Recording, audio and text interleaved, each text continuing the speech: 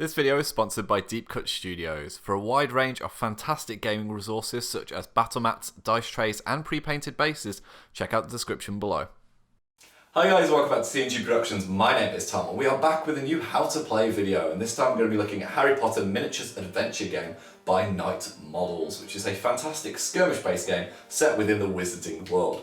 Now in this video we're just going to give you the base mechanics in a little small demo board to demonstrate exactly how you can cast spells, move around and score objectives. There is far more to the full release of the game, which has actually just received a second edition core box. There are different types of scenarios, there are different types of game modes including campaign and cooperative, but we're going to be focusing on something called dual mode today, where two forces, good and evil, battle it out for supremacy in Hogwarts. So without further ado, let's show you the crews. Okay, and here we have the two crews for today's demo game. We've got Harry and Hermione, who are going to be representing Gryffindor and the forces of good, and we've got Draco Malfoy and two Death Eaters who are going to be representing the baddies, the forces of evil. Now, when you create your roster, there are a few implications that you need to take into consideration, such as factions, whether they're on Death Eater side or Hogwarts, their cost and representative amounts that they are worth. They're called galleons, which are essentially this game's form of points values. Now, we're going to play a very small game, which is only going to be 20 galleon costs, which means that we're not going to have tons of equipment and potions and things like that. But an average game is between 30 and 50 galleons, which allows you to field maybe 3 or 4 characters with maybe 1 or 2 potions or additional spells or pieces of equipment. But for the purpose of this game, we've got a pretty straightforward lineup. So I'll just talk you through them really quickly. We've got Harry, who's obviously the chosen one here. Now, we're not going to be using any character special traits or rules for this game because you can easily read that if you decide to play. However, he's a pretty solid character at 9 galleons. He's very, very good across the board for his attack and defense. He's got decent cunning, which means he adds quite a lot to the power pool of the crew. And he's got a really nice innate spell in his Patronus, which allows him to give defense to other people. Accompanying him, we've got Hermione Granger, who again, very, very skilled wizard. She's been given a few extras just to bring the points up to 20. So she has got something called Counterspell innately, which is not the best for affecting other people. It's her way of kind of mitigating a spell from somebody else. So we've given her the Upkeep spell, which is essentially a healing spell. And on top of that, she's got an invisibility potion just so we can demonstrate how those work. So they're really not equipped to do much damage to people. They're specifically here to try and score objectives through the quest cards that we'll talk about a little bit later. With Draco and the Death Eaters, they're a little bit more attacky. So both of the Death Eaters are pretty straightforward. They've got a Stupefy spell. Now, they don't bring a lot to the table in terms of power points with only a cunning of 1. So they're not really adding a lot to the team. However, they're there just to do damage to the opponents, and we'll see how that works a little bit later. Draco's got a really fun spell. He's got petrification, essentially, where he can essentially freeze an opponent and take them pretty much out the game unless their friends come to help them out. So he's going to be kind of leading the way for this faction. Now, as I said earlier, we're not going to be using any special traits, but there are abilities for each character card that allow them to kind of add bonuses when they make dice rolls, or they add advantages or armor against certain skills. But for the benefits of this game, we just want to show off attacking, defending, and how the different cards work. So with that, let's get the board set up. And here we have the board set up for today's demo game. Now, traditionally, you'd be using a slightly larger board in different configurations, depending on the scenario that you're playing. And there's a really cool variety of scenarios that come in the rulebook. But for the sake of our demo game, smaller battlefield just to demonstrate exactly how the spells work. So this scenario that we're going to be playing is a custom one. Essentially, the aim of the game is either to secure 4 victory points or to have the most points by the end of the 3rd round. And the way that you'll be able to achieve that will be by securing victory points through killing an opponent, which will be 2VP, or by successfully completing one of your quest cards, which we'll talk about in a second. Now, players traditionally deploy in a zone that is usually between 1 or 2 of their designated board edge, but the scenario will tell you how that works. And there are sometimes additional goals for each scenario, like trying to get an MVP player off the board, trying to get into your opponent's territory, or even trying to kind of get a marker and recover it or damage something. But for the sake of this, we've got a really open area with not much terrain. There are area terrain effects and things, but just to keep things nice and simple, we're just going to leave it basic like this. So, as I mentioned, there are quest cards, so let's get down to each side and see what they're going to be aiming to achieve during this battle. So quest cards then, they're the heart and soul of this game, and they're the primary means of each faction being able to secure VP other than what is in the scenario's rules. So essentially they can vary between getting across the board and into opponent's territory, getting hold of battlefield objectives, or even defending areas of the board along with that. So when you start the game, each player draws 3 of these quest cards, and they're allowed to mulligan one, ditch one if they don't like it, and draw a new one. Now, each time you secure a quest and you get the VPs for it, you draw a new card to keep your hand, as it were, of 3 available. Now, both players know what the quest cards are. They're able to see their opponents, so you know exactly what they're aiming to do. However, it will allow that kind of focus within the battle as well as the primary objectives of the scenario. So Harry and Hermione then, let's see what they are starting with. They've got some really interesting ones that actually play well to the fact that they've got no real attacking spells. The first objective they've got is called Find the Lair, which essentially means that they've got to get a friendly model in its activation in a space adjacent to or within the opponent's deployment zone, and that would secure them 2 VP. Their second quest card is something called Treasure. Now this is a really common one where you get your opponent to put an objective down for you to interact with. So it says your opponent places an objective marker within 4 spaces of any board edge. A friendly model in a space adjacent to the marker during its activation can make a Wisdom 10 challenge, which we'll talk about when we come to it. If successful, you get a VP and you discard the marker and the card. So the Death Eaters get to put a token of treasure down, which I've put on a bit of amber acrylic here just so you can tell the difference between who's going for what. And they're simply just going to plonk it pretty much in the middle here towards the H of the Harry Potter, the Hogwarts crest. So that'll be the second objective. And the third quest card that's available for Harry and Hermione is a really nice one, straightforward, called The More the Better, which means that when they score any number of VPs during a round, they can play this card and score an additional one and then discard the card. So in a game that's only going up to 4 points, they've got a very good chance of getting 3 quite quickly if they can get across the board, or getting 2 quite quickly if they can get the treasure, thanks to that More the Better card. So that's what the heroes are aiming to do on this first turn onwards. Let's see the baddies.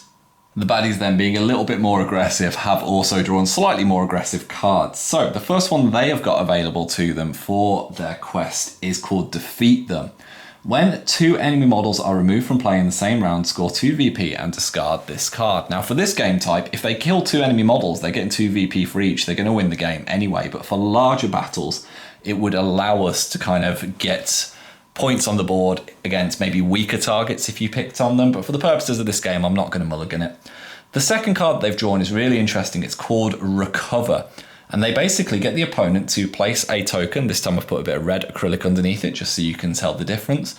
No closer than 3 spaces to any board edge, and what a friendly model needs to do is they need to walk up to the token, grab it and bring it back to their deployment. And if they are able to do that, they get a mighty 3 VP. So I think Harry and Hermione are just going to place the token in their kind of half over here.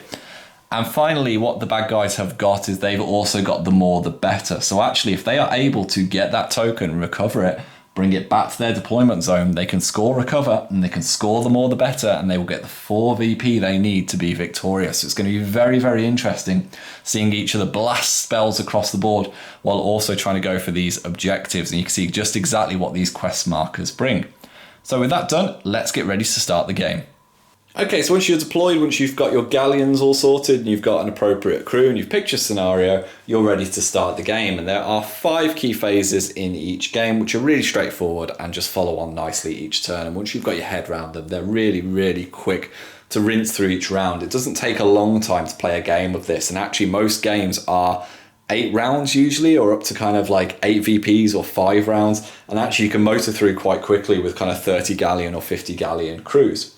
So the first thing we need to do is we need to do something called the start phase, and that involves drawing wonderful little cards like this called adventure cards. Now these are 3 cards that a random player draws. You can just alternate it each turn, and they will give effects that both players gain access to during their turns. Now an interesting thing to know about these cards is that the first activation of each round cannot use it. So i.e. the player with priority, their first activation cannot make use of these cards because it stops it from being overpowered and them just steamrolling and giving their opponent a disadvantage. However, there is something cool that the player with initiative does have access to, which I'll talk about in a second. So we're just going to put these to one side. and I will talk you through exactly what they are in a moment. Once the start phase is done and you've got those adventure cards ready to go, you've then got something called the magic phase. Now this is far more important from the second turn onwards, but for the first turn, all you need to know is that we generate something called a power pool. And to do that, that is what our cunning value is based on each character card. Now your power pool is essentially your pool of influence that will allow you to cast spells and do certain special actions. Now both of these crews conveniently generate 4 power. Harry has 2, Hermione has 2, creating 4. Malfoy has 2, and each of the Death Eaters have 1, which give them 4. Now the colour is relevant for certain spells you want to use them for. For example, if you have a light power pool generated, you are unable to cast forbidden spells, whereas if you have a dark power pool generated, you are able to cast some of the forbidden spells. And some characters actually have a power pool colour of grey, which means they can choose the colour they generate each turn depending on if they want to use a particularly nasty spell or action. So both sides generate 4, that's nice and easy for the magic phase at the moment. Later turns we'll talk about regenerating spells and keeping them going. We can move quite easily onto the initiative phase, which is phase 3 of the turn. And this is really straightforward. The team with the highest total cunning goes first. Now, as you can expect, with both sides being equal on 4, it essentially just comes down to the heroes. They're the good guys, they get to go first. So if there's ever a tie based on the total cunning of each side, the heroes will always get priority. So we're going to start our first turn and first activation of that turn with Harry and Hermione. So in this game we use alternate activations, meaning this side will go first, then a model from this side, and we alternate until everybody has gone. And as I said, the first activation of each turn does not get access to these wonderful adventure cards. What they do instead is they draw something called an event card, which will affect the entire battlefield for the entire round. And sometimes these are really good and it's really good to be the person with priority. Sometimes they're really bad, but most of the time there's something in between that will either slow people down or speed them up or affect the magic that's being used, like a magic storm can appear. So they look like this. Let's flip it over and see what we've got. We have got Chosen One, how very apt for Harry and Hermione's side. Immediately add 2 power points to your power pool in a colour of your choice. So you can see I've already laid out Harry and Hermione's power pool, and conveniently I get to add 2 to it, which is really good. They've got a power pool of 6 now for their spells should they want to use it. And each spell does have quite a high cost for these 2. So it is really useful for them to be able to have access to quite a few power. Now in the main game, they have an ability where actually they pay a little bit less for their spells because they get a free power point because they're apprentices. But for the matter of this, it doesn't matter. Now, each activation, a character can have a basic action and they can have an advanced action. And quite simply, a basic action is either a move or a use of a potion, and an advanced action is a spell or a physical attack. Now we're going to start with Hermione. She has got equipped with a potion. Both her spells at the moment aren't really that necessary, but she also wants to move up the pitch, or up the board, shall we say, to get to this objective. So she's quite simply going to make a move action. Now, any move for any character, unless they've got something different on their card, is up to 3 spaces. Now, you can move diagonally, you can move straight, whichever way you want to go. So she's going to move 1, 2, and diagonally there, 2, 3. Now, she's got spells that she could use, but as we said, she's not really in range of anyone, and they're not going to be that effective. So she's simply going to end her activation there, and we'll move on to the Death Eaters and Malfoy. On to the Death Eaters then, you can see their 4 power that has been laid out here for their power pool. And actually, if you remember, I said that the adventure cards are now in play for either side to make use of. Now, you can make use of 1 adventure card per activation, and at the end of the round, they get completely wiped and we get a new set. So, Malfoy is going to lead the way, because of course he is. He wants the glory, he wants to grab this token, recover it, and bring it back to his deployment zone. So it's best to show you what we've got in these cards. So we've got 1 that allows us to reduce the difficulty of a spell or add something called a lucky mystery dice, which we'll talk about a little bit later. Another one that allows us to remove a single effect marker from the board or get 2 free power points for an activation. Or 3, one that allows us to move an additional space or add a die to our next defense roll. Now, I think you can probably guess which I'm going to go with. Malfoy, taking all the glory, is going to take this one for himself, which allows him to move an extra space. So for his basic advance, he's going to move 1, 2, 3, and then the additional 4 to here. Now currently he too is out of range of being able to zap Harry or Hermione with one of his spells, but he is well within range to get close to this next turn. So that is going to be where he will end his activation. I think we've got movement down now, so let's start slinging some spells around instead. So Harry is going to go next. So for his basic action, he's going to move 1, 2, 3 to here, so we can kind of face off against Malfoy. And he's going to have a go at casting a spell. Now, before we do that, we are going to make use of one of these adventure cards, which is going to reduce the difficulty of this spell by -1. And that is going to be super important because Harry has the iconic spell Expecto Patronum. And that is going to allow him to put a Patronus marker, again, I've put a little bit of orange acrylic to show you here, down, which will allow him to help him and Hermione with their defensive roles, which could come into play for this next turn. So, how do spells work? Let's bring the card up a little bit bigger on screen so you can see. Spells and attacks by their very nature can target yourself if they need to. They can target the board or they can usually target the enemy.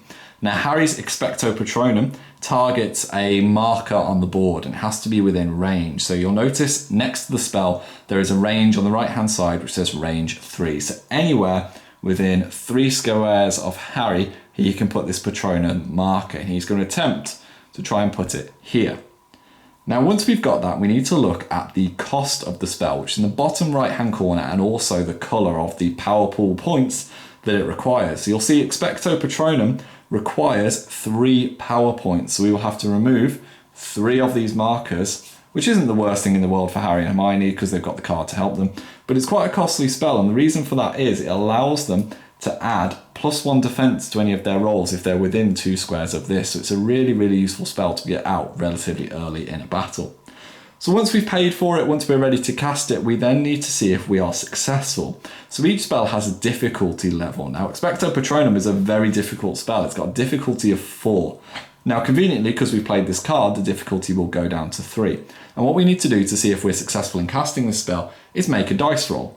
Now, every roll in this game pretty much requires 3 dice. You can make additions to it or subtractions depending on certain effects, but you're usually rolling 3 dice, and you are looking for 3 or above to register a success. Now, if you're targeting an enemy, there you get to roll a defense, but we're not, we're just targeting the board, so this is a really simple one to demonstrate first. So Harry's going to roll his 3 dice, and he's going to look for a 3+. Let's see how he does. He gets 2 successes. So currently you're probably thinking he's failed because the difficulty of the spell was 4. We've knocked it down to 3 thanks to our adventure card, and we've only had 2 successes. But the valuable part of this is it's not just what you roll on the dice, you also get to add your mastery level, which are 2 little Elder Wand tokens that are in the top left of each character card. So Harry has a mastery of 2. He has had 2 further successes. He needed to match or beat the difficulty of the spell. So actually he didn't even need this adventure card thanks to his rolling. He's managed to secure 4 successes, needing 3, so which means he's successfully cast his Patronus spell. So this marker will appear here, and it will grant a +1 defensive bonus for both Harry and Hermione for as long as they stay within 2 squares of it. So now we've managed to successfully secure a spell on the field, we now need to tell you about how cooldowns work. So once you've successfully cast a spell, you need to flip this little token over of this time capsule over to red, and you'll notice it's got a pointer on it. Now each magic phase you will turn that pointer to the next cooldown part of the card. So you'll see here it says cooldown 1, so at the end of, so at the start of next turn, we'll turn it clockwise to this one, and then we go to the next cooldown, and then we'll go to the next. When it comes back up to the top, we can then flip it back to blue, and the spell is ready to go. So at the moment, Harry is at this position, unable to cast Expecto Patronum anytime soon. And that is super important because it stops you from just spamming spells. You'll also notice on the side of the card here, it says the word Upkeep too. And we will talk about that as we go into the next turn. But for now, successful spell. Okay, so we've seen how defensive spells work, so let's see how an attacking spell works. And it's worth noting that we've got no physical attacks within these groups, but if you were to do a physical attack, it would be pretty much the same as a spell. You would walk up to somebody and then you try and do what I'm about to demonstrate here. So this Death Eater here, Death Eater number 4 as they're affectionately known, is going to make a basic advance 1, 2, 3 to this position here. and they are an attempt to cast Stupefy on Hermione. Now, because we're going to attack somebody else, we need to check our range, which is 4. 1, 2, 3, 4, quite convenient. And we need to make sure we pay the cost of the spell. So the cost of Stupefy is 1, so we will pay 1 of our power pool tokens here. And the difficulty is 0, meaning we are pretty much guaranteed to be successful. It's a really easy spell to cast. Now, as I mentioned, we're going to make a roll using 3 dice to attack Hermione, and we're going to see how we do. We get 2 dice that register as a 3 or more, and 1, 2, which is obviously failed. However, an interesting aspect of this game, which I love, that it has exploding 6s, and if you don't know what that means, when you roll a 6, you get to roll another dice and add that to your successes. So let's roll this one. We get another 6, and if you get a 6, you get to roll another dice and add that to your successes. A 1, unfortunately, with this one. So at the moment, we've got 3 successes, but if you remember, we always add the mastery of each spellcaster to it, and the Death Eater has a mastery level of 2. So this 3 will become 5 successes, which is a particularly potent spell. Now, if this goes through, it will do 1 damage to Hermione, so she's going to have to make a defensive roll. Now, defense roll, pretty straightforward. The defender will roll 3 dice, and they will then add their defense ability to it. So Hermione has a defense of 2, but if you remember, thanks to the Patronus marker, that actually is a defense of 3. But we'll see how she does on the dice roll first. We are looking to beat 5 successes. So currently we have got 2 successes here, which is fantastic. Then we add 2 for Hermione's innate defense, and then we add 1 for the Patronus. That brings her up to 5, which ties the Death Eater spell. If you tie or beat it on the defense roll, the spell is unsuccessful at damaging you. So Hermione, thanks to the Patronus, has managed to avoid damage from this Death Eater. And we flipped over our Stupefy token for that Death Eater now, so their Stupefy spell will be on cooldown for the next turn. So we're now going to move over to our final Death Eater. They're going to move 1, 2, 3 to here, and they are also going to attempt to cast Stupefy. So we're going to spend our power point total. We're going to check our range, 1, 2, 3, 4 to Hermione, and we're going to make our attack roll. So we're rolling 3 dice, looking for 3 pluses. And we've got 3 successes so far, but there is an exploding 6 in there. For once, I'm actually rolling well.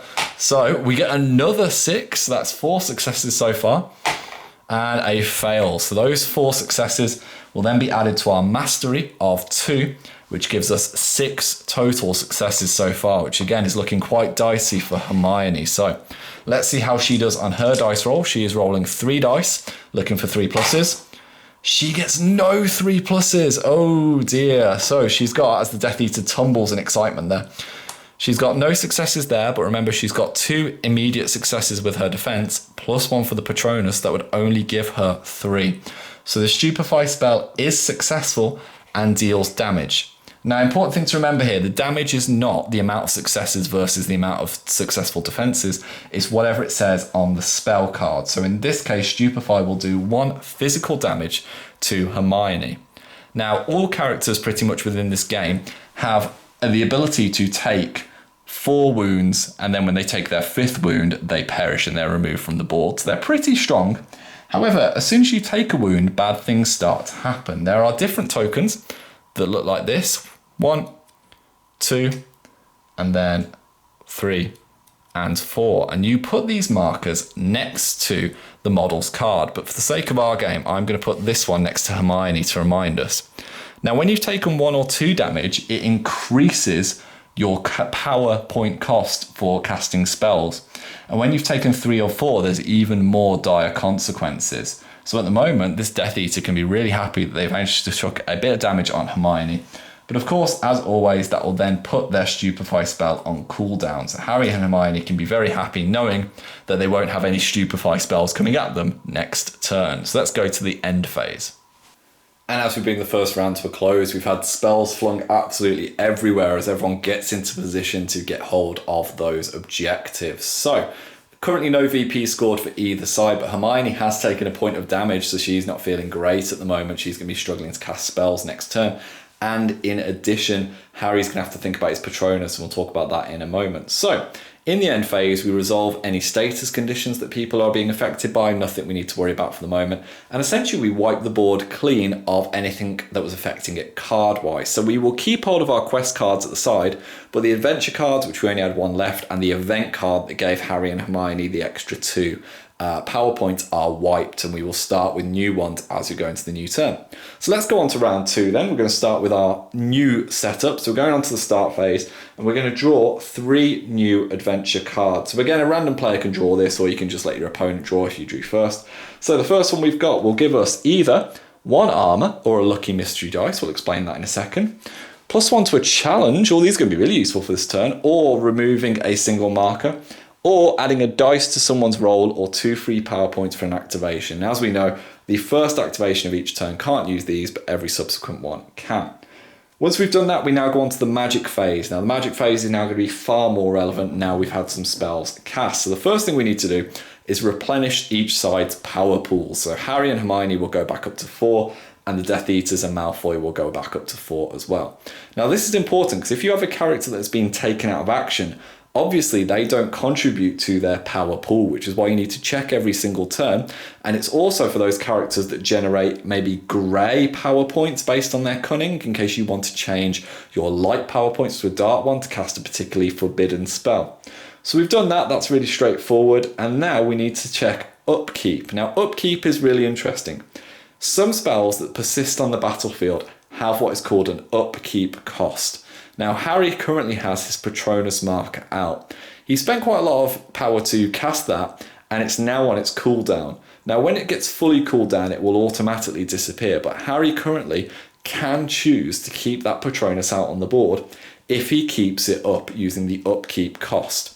Now, the upkeep cost is simply an amount of points, in this case 2, that you immediately remove from your power point total. So Harry has a choice here. Does he remove 2 power points to keep that defensive boost out, or does he let it dissipate and fade away and keep the 4 power points he needs?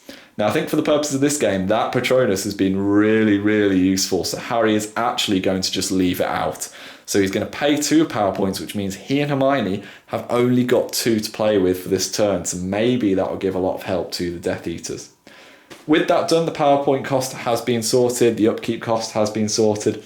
We then advance the spell cooldown. So if you remember, this little clock dial that I brought your attention to earlier, let's just bring it into camera shot here so you can see. Come on, camera, you can focus. At the moment, it would be facing this way. What each player does is they just turn it clockwise to the next cooldown. If you come to a point where it says keep turning, you naturally just keep turning to the next point it says cooldown. At the moment, this is only on cooldown 1. However, next turn, it will turn, and it will come back to the top, and we will flip it back to ready. But for now, both of the Death Eaters and Harry's Patronus will just move themselves over 1. And with that done, we can go back to the initiative phase. We know how this is going to work already. We add up the cunning of both people that are out. So at the moment, everyone's still alive. Both have got a cunning value of 4, and that means the hero is going to go first. We'll go to Harry and Hermione even, to start round 2. So for the first activation of the second round then, we're going to need to draw an event card for Harry and Hermione to make use of. So let's pull it out. What have we got? We've got Unwieldy Magic. All spells cost 1 more power point to cast this round. That's not the worst thing in the world because we've had a lot of spells cast, and actually for Harry and Hermione it's not great because they've only got 2 power points that are available to them. So it's going to be a little bit tricky for them to be able to do anything in terms of spells, but realistically I don't think either are at this stage. Harry's going to make a move action then to get things started. He's going to move 1, 2, 3. So staying within 2 of his Patronus to continue to get the bonus for it, and just moving across the board. Now he has no spells to cast because his Patronum is on cooldown and he's got the Patronus out for the upkeep, so that'll do for his first activation of this round. On the Death Eater side then, Malfoy is going to take the lead, and he's going to see if he can get his spell off, which is called Petrificus Totalis, which allows us to see if we can get a status condition out. So he's going to make his move, 1, 2, just over to here, and he's going to check his range, which is 4, 1, 2, 3, easily within range of Harry. And he is going to make use of one of the adventure cards, which I've just grabbed from over here, which is this one here. Now you could gain an armor, but he's actually going to make use of this second effect, which is 1 lucky mystery dice is added to the first roll of this activation. I'm going to talk about how that works now. So Malfoy is going to pay the cost. It costs 2 for this spell, but if you remember, we've got an event card in play which adds an additional cost. He's going to be rolling his 3 dice as normal, but he gets to add another dice to it, the lucky mystery dice. And what this basically says is, when you roll, you pick the 3 highest results, including this extra dice. In the game, there's also one called a jinxed mystery dice, where you roll and you pick the 3 lowest. So you can have one that gives you an advantage in your rolls and one with a disadvantage. Let's see how Malfoy does. He's looking for 3 pluses. He picks the 3 highest results, which would be these 3. However, conveniently, he has rolled a 6. So let's roll another dice. We have got 3 successes here. That's not bad at all. And we are adding Malfoy's mastery of 2, which brings us to 5. So we've got 5 successes so far going against Harry. So Harry's going to roll his defensive dice. Now in the main game, because he's the chosen one, he actually has the ability to increase his defense. But for the sake of this, we're just going to use his base value. We know he's got a defense of 2 naturally. You know he's near the Patronus, which gives him +1. So we're going to hopefully see if we can get 2 successes on this dice to avoid the damage. So, look at that. Harry tanks it comfortably. 3 successes there, added to the 3 that he's got, gives him 6. So he is able to avoid Malfoy's very nasty petrification. It's a hard one to say on camera. Let's say Malfoy had been successful. What we would do would put a status marker next to Harry. And petrification in this sense actually reduces all of your characteristics to 0 unless one of your teammates resolves a challenge, which we'll talk about in the next activation, to free them up. And that would have been really, really nasty. But Harry, very, very lucky boy, is able to dodge it. Now you may have also noticed on Hermione's card that she has the counter spell ability, which allows her to pay a spell cost outside of her activation to cancel an opponent's spell. But because she's injured and because we've got this event card in play, she would not actually be able to pay the upkeep, so to pay the cost of the spell to cancel Malfoy's ability. So it was just as well that Harry was able to dodge the damage. Hermione then is a very, very poorly lady. She's not feeling great at the moment. She's going to be unable to cast any of her spells due to the power pool only being 2. So for her first action, she's going to make a move of 1, 2, 3 over to this objective and taking her wound marker with her. And she's going to see if she can resolve what is called a challenge. Now, a challenge does not involve a dice roll, interestingly. A challenge has a difficulty and a stat associated with it. So our adventure card here, Treasure, says your opponent placed an objective within 4, we've done that. Any friendly model in a space adjacent to the marker can take a Wisdom 10 challenge. Now the way challenges work is that essentially your stat that it's asking for, in this case Wisdom, needs to be higher than what the challenge is asking. So you might be thinking, well, Hermione's only got a Wisdom of 7 and she's trying to complete a Wisdom 10 challenge, what are you doing? You actually get a benefit of anyone else who is within 3 of the objective. So I also get to add Harry's wisdom to this. So Harry's wisdom is 5, Hermione's is 7, that gives us a wisdom of 12. That is more than the 10 needed for this treasure. She's adjacent to it, so she's able to secure this treasure marker, and that gives her and Harry 1 VP on the board. They can score this treasure card and replace it. However, we get to score a second card, because if you remember, we've also got the more the better. So when you score any number of VPs during a round, score 1 additional VP. So Harry and Hermione have now got 2 VP. They are halfway there. And of course, what we get to do as always, we get to draw 2 new cards. So we've managed to draw Defeat Them, which we've seen on the other side, which involves killing the opposing side. That's not great. We don't really have the ability to do that. But we've also drawn Land Grab. If at the end of any round at least 2 friendly models are in a space within or adjacent to the opponent's deployment zone, score 2 VP and then discard this card. So Hermione, not too far away from the opponent's deployment zone, she's also got Find the Lair, which if she gets adjacent or in it, she gets 2 VP. So these guys now are going to have to really focus on trying to block Hermione from being able to get near their deployment zone. So let's go back to the Death Eaters and see what they do next. So the Death Eaters are looking a little bit panicked here. They've got only 1 power point, but they've got no spells available to them because they're on cooldown. So they're going to be a little bit restricted in what they try to do. So this Death Eater here, 1, 2, 3, is going to move and pick up this objective token to put on their card. Now they don't score any VPs, because remember they've got to get back into their deployment zone for 3 with Recover. And this one is quite simply going to try and stand in front of Hermione and block her off. Now this Death Eater unfortunately doesn't have any physical attacks, because that would state on the card. So it's just going to stand there and try and intimidate her as much as they can before moving on. So that will bring the second round to an end. And this is the picture at the end of the second round. So in the end phase, we would resolve any effects. Obviously, we don't need to worry about that at the moment. So we can go right to the start of the third and final round, with Harry and Hermione currently sitting on 2 VP, and the Death Eater's unfortunately on 0. So the game will end at the end of this round. If Hermione can get off the board, that's going to be the win. So the first thing we need to do is we need to draw 3 new adventure cards. So we've got one that will add an extra move action, or you can get a challenge marker and move it. 1 lucky mystery dice added, or a jinx mystery dice to your opponent, and 1 which advances the cooldown clock on a position for a spell, or it will reduce the difficulty of a spell, which is really, really useful. So that's the start phase done. Let's go on to the magic phase. Everyone is still alive, thankfully, so they will all replenish their power pools, going back up to 4 each. And we will then have to see if we're going to keep the upkeep. Now, Harry, at this stage, is going to be a little bit awkward keeping that Patronus up. So he's still got a choice to keep it going, because the cooldown hasn't completed on his spell. But I think he will want to keep all 4 of his power tokens. So he's going to voluntarily remove that Patronus marker, so him and Hermione have access to their full 4 power points. Finally, we can advance the spell Cooldown, so the Patronus marker will move on 1. Interestingly, we've got Stupefy back on both Death Eaters now, so they're going to be seeing if they can output some damage. And Malfoy will move his clock round to stage 1 for his Petrification spell. With that done, we go to the initiative phase. Everyone's still alive. We know what's going, so we'll go to the heroes first for the first activation of the final turn. And as we go into the first activation of the final turn, let's draw an event card and see what we get. We have got Dark Shadows. Any spells with a range value cast during this round have their range reduced by 2 to a minimum of 1. Now, I don't think it's going to matter, because Hermione is going to make an absolute break for it and try and see if she can get herself adjacent to the opponent's deployment zone. Now, you can cast a spell first, then move. You don't have to do it move, then spell. She could heal herself, but realistically, we know the game is going to end. So she is going to make a move. 1, 2, 3.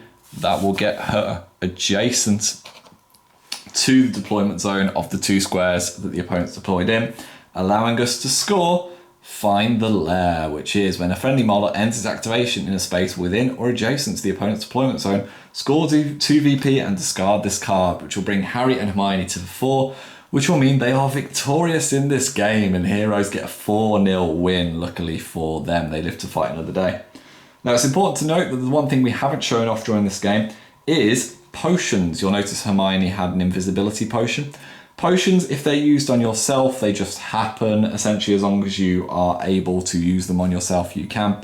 If you use a potion on an opponent, you simply just make an attack roll, as we've demonstrated, in the same way a magical or a physical attack may be done. So with the game finished, let's go to the wrap-up, and we'll see you in a sec. And what a win for Harry and Hermione. Hopefully that has got the core mechanics down for you and some eagerness and energy to pick up the game and see how you guys get on. Now, as I said at the start of the video, there is far more to this game in terms of game modes and scenarios. Some of the scenarios are fantastically invented, allowing you to kind of have different things to manage on top of what the quest cards, the adventure cards, and the event cards kind of chuck out at you. Of course, there's also cooperative play. You can work with a teammate to kind of go against almost an AI or another opponent should you want multiple players. And there's a campaign mode allowing you to kind of relive some of the key scenarios of the films or books, depending on your taste. Now, I'm going to put some links in the description below for the Facebook group, for the errata, should you want to look at it. It's all being kind of amalgamated together in the new edition. And of course, Paul and I will be recording our traditional intro game, where we will be playing the full game at full rules to show you exactly how that kind of scales up and functions. But if this has piqued your interest, do let us know in the comments below, and let us know how you get on with the game. We'd be fascinated to see how people are getting on painting these gorgeously sculpted miniatures, and also what terribly dangerous lists you guys all come up with. So thank you very much for watching, take care, and we'll see you in the next one. What a video that was. I do hope you guys enjoyed it. If you did, check out this one, because this is great, and check out this one, because this is great as well. If you enjoyed those videos, there is a link in the description below to our Patreon page. If you want to support us, it's greatly appreciated. Thank you.